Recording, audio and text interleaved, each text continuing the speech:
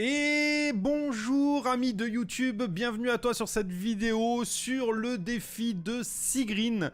Je sais pas si c'est comme ça que ça se dit, c'est pas grave. Alors moi je l'ai fait en Chamélio. Voilà, c'est un défi qui est assez rapide puisque il va demander beaucoup de try mais il ne dure que 5 minutes. Donc vous allez pouvoir aller très vite dans les tries pour pouvoir avancer sur la stratégie. Alors moi je l'ai fait en Chamélio, un cham level 50. Je pense qu'il est très important sur cette vidéo de parler, contrairement à certains autres défis, cette vidéo là on va quand même parler des talents et du stuff parce que il y a quand même une petite course au DPS. Tu as 5 minutes pour faire le défi et si tu le fais pas en 5 minutes tu es obligé de recommencer puisqu'il y a un enrage qui passe et bon c'est terminé, ça s'arrête. Donc pour le Chamélio, sachez que pour avoir le meilleur DPS possible, j'avais testé plusieurs choses. Je l'ai fait au bouclier de foudre et pas au bouclier de terre. Bouclier de terre c'est bien, ça heal beaucoup. Le problème c'est que le bouclier de foudre apporte beaucoup plus de DPS. Donc là-dessus, je voulais choisir, mais moi je conseillerais quand même le bouclier de foudre. Et là où j'ai gagné énormément en DPS, c'est sur ce talent-là, la fracture. Si vous avez choisi la tempête écrasante, sachez que la fracture est mieux. Ça va faire un genre de séisme sur une ligne droite. Et si vous arrivez à mettre les 3 ennemis en ligne, vous pouvez avoir les 3 à chaque fois sur les fractures. Regardez, je vous dis pas de bêtises, sur mon DPS, la fracture, elle est 6ème. Voilà, donc le sol contaminé, on va en parler jusqu'après, ne vous posez pas trop de questions sur ça. Mais voilà, la fracture est 6ème. C'est assez énorme, donc je vous conseille ces talents-là. Les esprits élémentaires fonctionnent bien, donc l'ascendance n'est pas nécessaire. Sachez que quand j'ai mis ces talents-là, j'ai quasiment one-shot le défi, à moins que je fasse une erreur, mais au niveau du temps, j'ai plus de problème. Alors qu'avant ça, j'avais quelques problèmes au niveau de finir dans les temps, dans les 5 minutes. Voilà, deuxième chose pour le stuff, donc j'ai un stuff de BFA, donc j'ai pas forcément été chercher... de pièces, vous voyez, j'ai récupéré les armes Légion que j'ai enchantées en force enténébrée. Bon voilà, il n'y a pas vraiment de révélation vicieuse. J'ai mis des petits enchantements comme ça. J'avais la Vita pour le gain de hâte, c'est pas mal sur le chaman, mais bon, sachez que si vous avez un peu de hâte, regardez, vous avez mes stats ici. Ah ouais, mais ça marche pas, excusez-moi, ça marche pas dans le défi. Voilà, le plus important, comme d'habitude, alors oui, quand même, toujours pareil, le cœur d'Azeroth, la cape corruption, là je l'avais pas, mais si vous l'avez, sachez que c'est des objets à triple stat, donc n'hésitez pas à les mettre. Et le plus important, c'est ici la cosse ravagée. Je sais que si vous avez regardé déjà mes autres vidéos, vous savez que c'est un bijou très important. Elle s'obtient sur le premier boss du cauchemar d'Emeraude à Légion, sur Nil Tendra. Vous pouvez le faire dans toutes les difficultés jusqu'à temps de loot le bijou. Sachez que la cosse, c'est ça sur mon DPS. Le sol contaminé, c'est ce qui va apporter le plus de dégâts sur la rencontre. Donc n'hésitez pas à mettre ce bijou, c'est très important. Il est très très fort, surtout que là, vous allez faire face à 3 ennemis qui vont être sur le sol contaminé, donc ils vont prendre énormément de dégâts tous. Donc franchement, toutes les minutes, sur 5 minutes, vous allez la mettre 4 ou 5 fois. N'hésitez pas à aller chercher ce bijou, il est trop fort, encore plus sur ce défi là.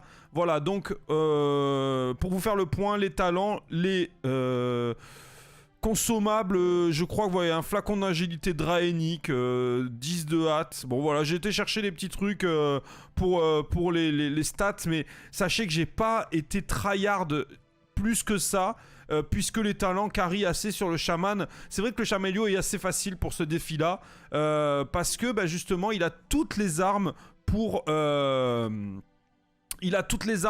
faire le défi assez facilement. Quand tu as besoin de heal, il se heal. Quand tu as besoin de stun, il stun. Quand tu as besoin de slow, il slow. Donc il y a tout ce qu'il faut. Voilà. Donc on va juste regarder la strat ensemble. Et puis voilà, cette vidéo devrait être moins longue que d'habitude parce que c'est pas un défi si difficile que ça. Il y a beaucoup de choses à gérer, mais il est très rapide. Donc voilà. Ah oui, une petite dernière chose, il me manque une petite explication, vous en aurez besoin sur ce défi, c'est la macro. Donc vous faites échappe, l'onglet macro, vous allez sur créer une nouvelle macro ou vous allez sur les personnages, soit votre perso, soit les générales, ça change pas grand chose. Vous créez une nouvelle macro que vous appelez, alors moi je l'ai appelé kick mais on s'en fiche, appelez-la par exemple maléfice puisque c'est pour le maléfice. Et vous allez mettre dans la macro donc target Sigreen, donc ce sera la cible qui va devoir se faire maléfice pendant le combat. Et vous allez mettre donc un clic dans votre grimoire sur le maléfice et après vous allez dans la fenêtre, vous faites vous faites donc, vous maintenez mage et clic gauche. Et ça va vous faire, vous voyez, lancer maléfice. Alors soit vous faites cast maléfice, soit vous faites lancer maléfice, peu importe. Vous pouvez copier cette macro à la main aussi, mais c'est mieux de cliquer comme ça, vous êtes sûr de ne pas faire d'erreur. Ça met les accents, ça met tout. Vous mettez le petit cadre dans votre barre de sort et en fait ça va faire que dans le combat, quand vous casterez Maléfice, ce sera uniquement sur Sigrine puisque c'est elle qui va devoir être Maléfice pendant ce challenge. Une deuxième chose très importante, j'en ai pas parlé dans mes autres défis ou vite fait, je l'ai mentionné, mais pour celui-là, je trouve qu'il est d'utilité publique d'en parler. C'est un add-on qui s'appelle DBM Challenge. Alors c'est une extension de DBM, Deadly Boss Mode, que vous avez déjà peut-être utilisé pour Raid ou pour MM+. C'est un add-on très connu, le plus utilisé sur WoW ou un des plus utilisés, donc vous connaissez sûrement. Et en fait, l'extension DBM Challenge va vous permettre d'avoir les alertes pour les défis de la Tour des Mages. Alors pour ça, une fois que vous l'avez téléchargé, vous tapez /DBM dans votre chat et ça va vous ouvrir une fenêtre. Vous allez sur Challenge, donc comme j'ai fait la tour, ça me dit que c'est pas chargé, donc vous faites charger la donne. Et donc là maintenant, vous allez avoir dans Légion tous les challenges, les sets de la Tour des Mages. Donc par exemple celui qui nous intéresse c'est celui-là, la God Queen Fury. Et donc vous allez pouvoir mettre des alertes sonores quand il va se passer quelque chose dans le combat. C'est-à-dire par exemple, hein, quand il va y avoir, alors vous verrez, vous comprendrez après quand je vais vous l'expliquer, mais les ailes sombres, moi par exemple j'ai mis un son qui fait... Parce que c'est une mécanique très importante à éviter. Comme ça me le rappelle, je l'entends dans mes oreilles. Quand il y a les runes au sol, si j'y ai pas fait gaffe et que je les ai pas vues...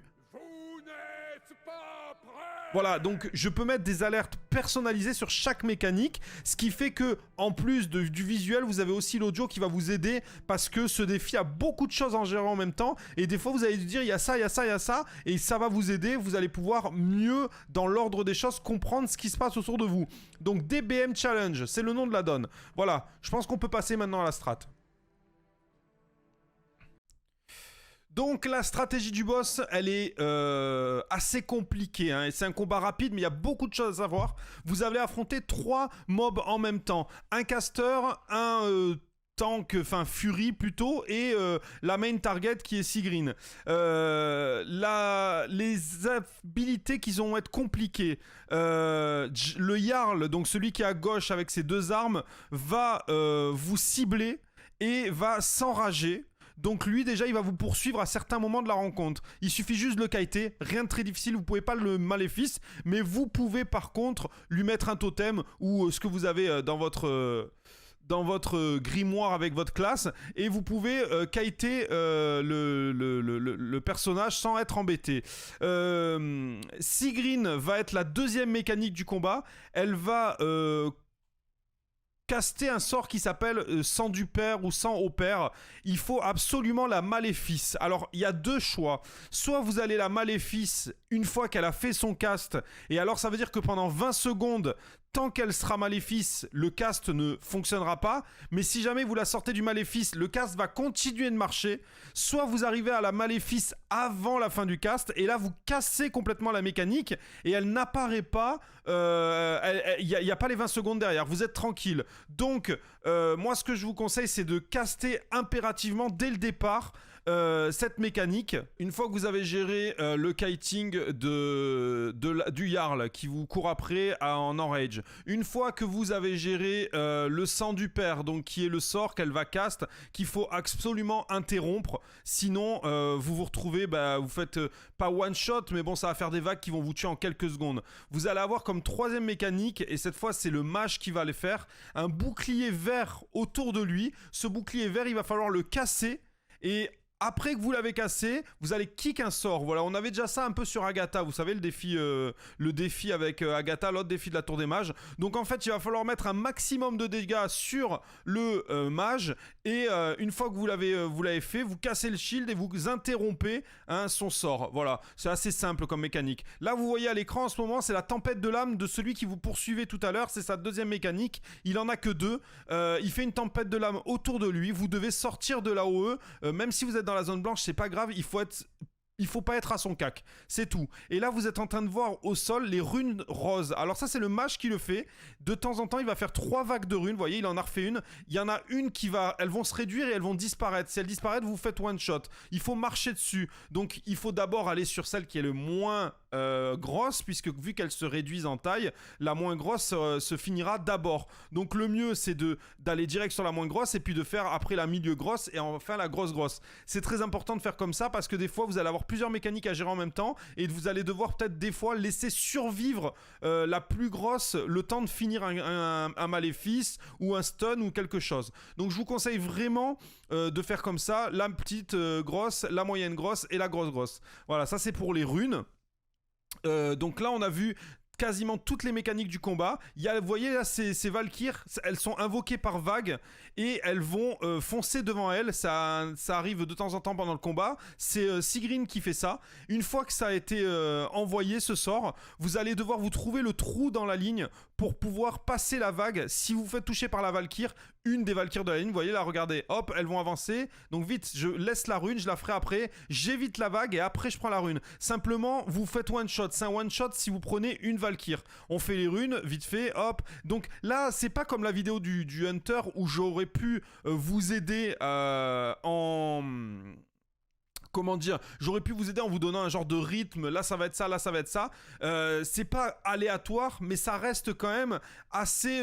c'est jamais au même moment les mécaniques, il n'y a pas de rythme à prendre. Il faut tout gérer quand ça arrive. Donc pour ça, vous allez simplement devoir être attentif à votre timer si vous en avez un, ou alors aux alertes sonores. C'est pour ça que je vous en ai parlé en début de vidéo.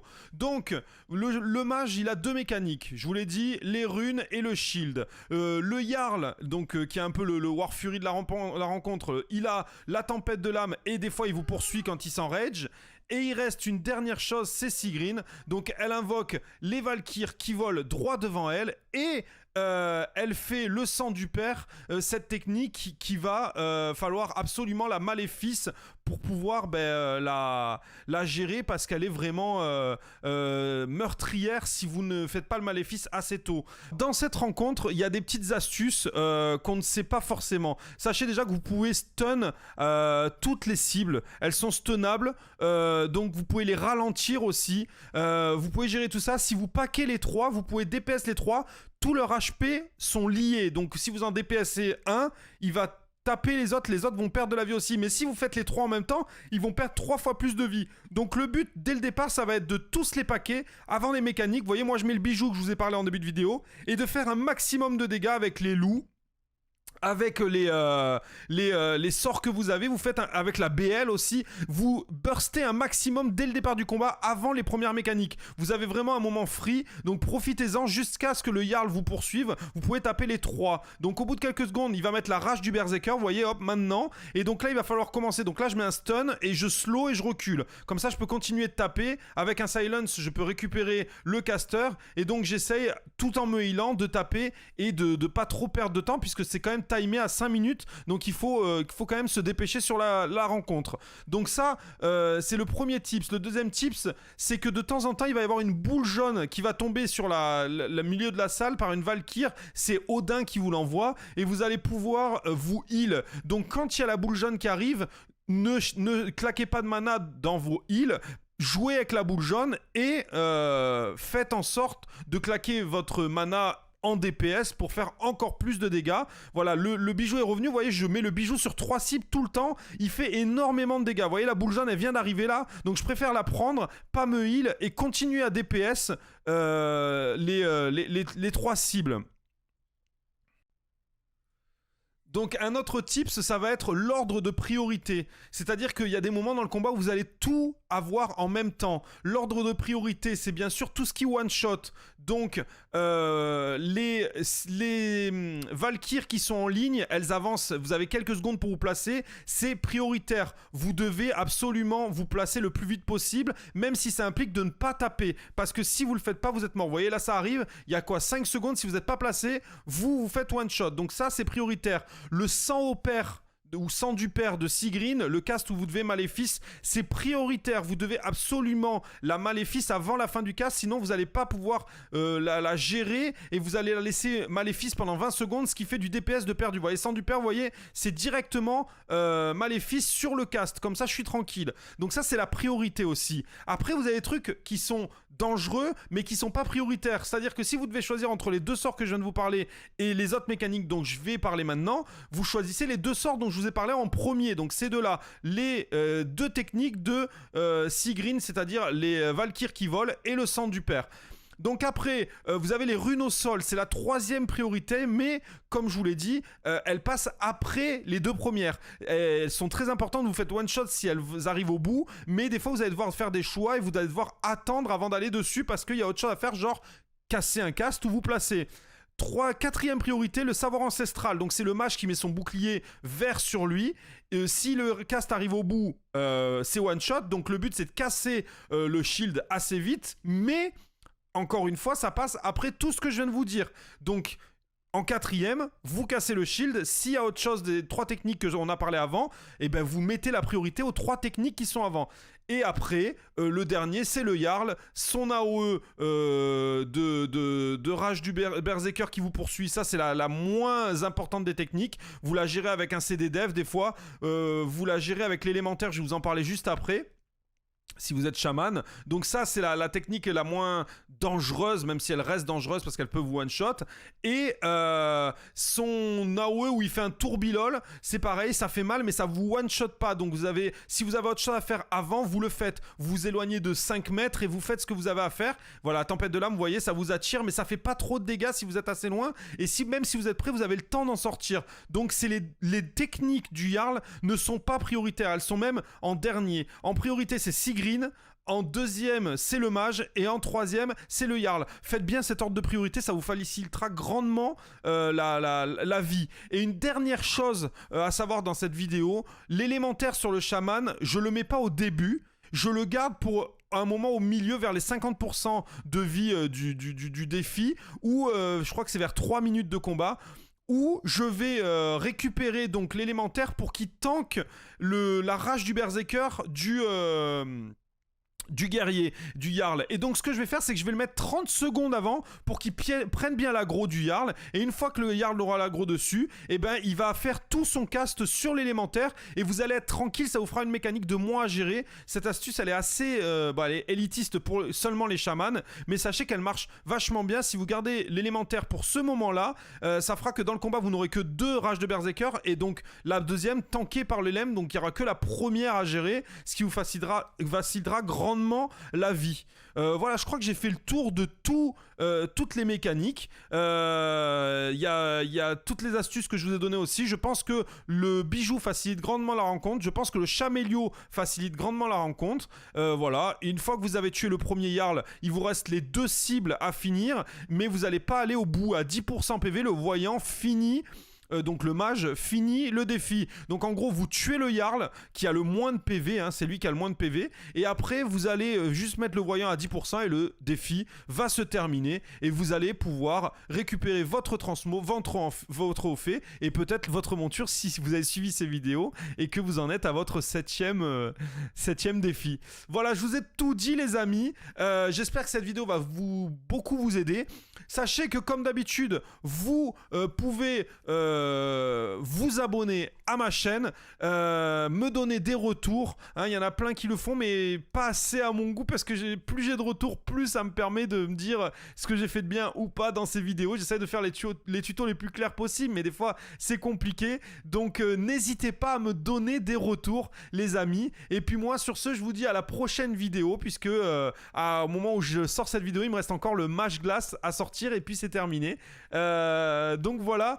Merci d'avoir suivi tout ça. Sachez que vous pouvez me suivre sur les réseaux sociaux, sur Twitter et aussi sur Twitch. Et il y a un lien vers le Discord perso du stream, puisque ces vidéos sont faites en live. Donc n'hésitez pas, tout ça c'est sous la vidéo. Je compte sur vous, sur vos retours. Et puis je vous dis à bientôt pour une nouvelle vidéo. Ciao!